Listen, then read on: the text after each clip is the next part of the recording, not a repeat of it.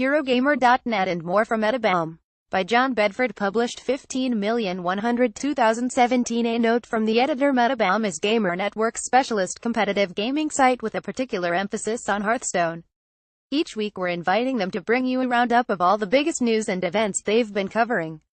Hello, it's been a while. After a couple of stints working on Eurogamer as EVE Online War correspondent, then guides editor, I left the site in May last year to work full-time on a little side project of mine called Metabomb.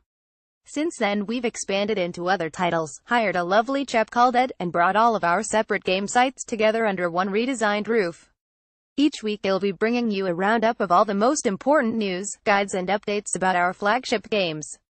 I hope you find it interesting, and if you have any feedback about the site, I'd love to hear it. Find me on Twitter, or send a mail through to our contact address. I read and respond to every email that comes through there. Without further ado though, here's what's been going on in Hearthstone over the last 7 days.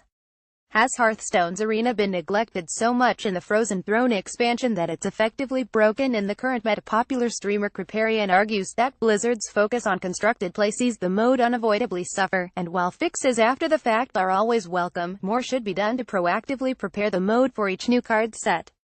If arena's not your thing and you're sick of the more predictable ranked ladder, you might have found yourself looking to casual for a slightly less serious fix, and where more experimental decks might be found. The thing is, Blizzard doesn't quite see things the same way, as a recent interview with game director Ben Brode revealed. At the other end of the competitive Hearthstone spectrum, Blizzard released a brief but insightful interview with Hearthstone's esports lead Cho. Have a read through that if you're interested in learning more about where competitive Hearthstone's headed over the next 12 months, and why tournaments are structured in the way they are. Every now and then Blizzard adds new hero portraits to the game. These purely cosmetic additions allow players to customize their Hearthstone experience a little, but the upcoming Warlock portrait has caused quite a backlash in the community. Not only is it tied to participation in a fireside gathering, it's also region-locked as well. We'll see if Blizzard softens on this as the promotion approaches. Finally, if you're thinking of going for the complete Hearthstone card collection, you better have deep pockets. One player has calculated it's cost them somewhere in the region of $1,900 plus daily play in order to unlock every last card. Best not to think too much about what we've spent on the game, really. For everything else we've covered on the site this week, head over to Metabomb's Hearthstone channel, where you'll find a mix of deck guides, news, gameplay highlights and what have you. Here's a snapshot of what are widely considered to be the best decks to play on the standard ladder this week.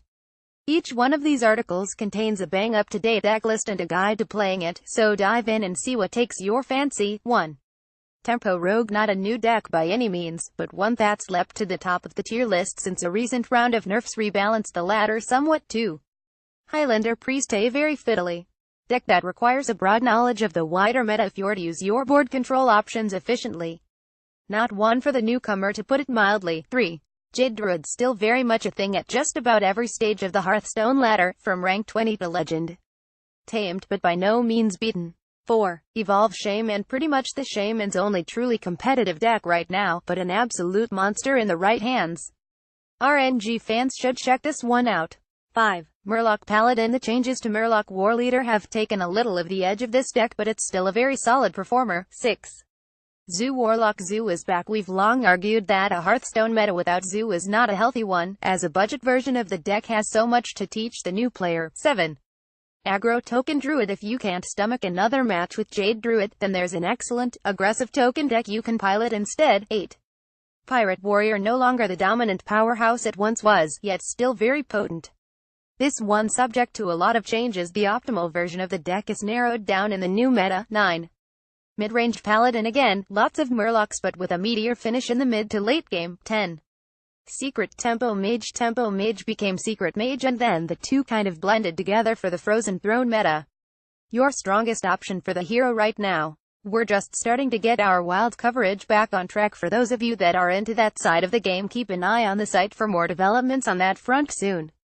Although things are somewhat quieter for Overwatch in 2017, it's been a busy week for the game as a new seasonal event kicks off. The big news this week is the return of the much-loved Halloween Terror event, which began on Tuesday evening and runs until November 1st. Junkenstein's Revenge returns to Overwatch, along with a new legendary difficulty setting, which you're going to find pretty hair-raising, to be honest. There's also a new endless mode to get stuck into as well, while there are of course plenty of new skins to unlock too. Time to get grinding on those topically unpopular loot boxes. If you're a fan of Overwatch's Mystery Heroes mode where players are assigned a random hero at the start of each match, then you may have noticed your experience gains being a little lower than usual. All working as intended apparently, and you'll now receive 10% less experience while playing in this mode. Full details available via that link. Finally, Mercy is once again being reworked on the current PTR. How much of this will make it into the live game is yet to be seen, but she's now got a new slingshot mechanic to play around with, as well as an enhanced resurrect while her Valkyrie ultimate ability is active. How this is going to solve the problem of her currently being a must-pick is anyone's guess. We'll be back with another update next week, but if you'd like to find out about all this stuff as soon as it's published, make sure you follow us on Twitter and Facebook. Have fun. Buy Overwatch from Amazon.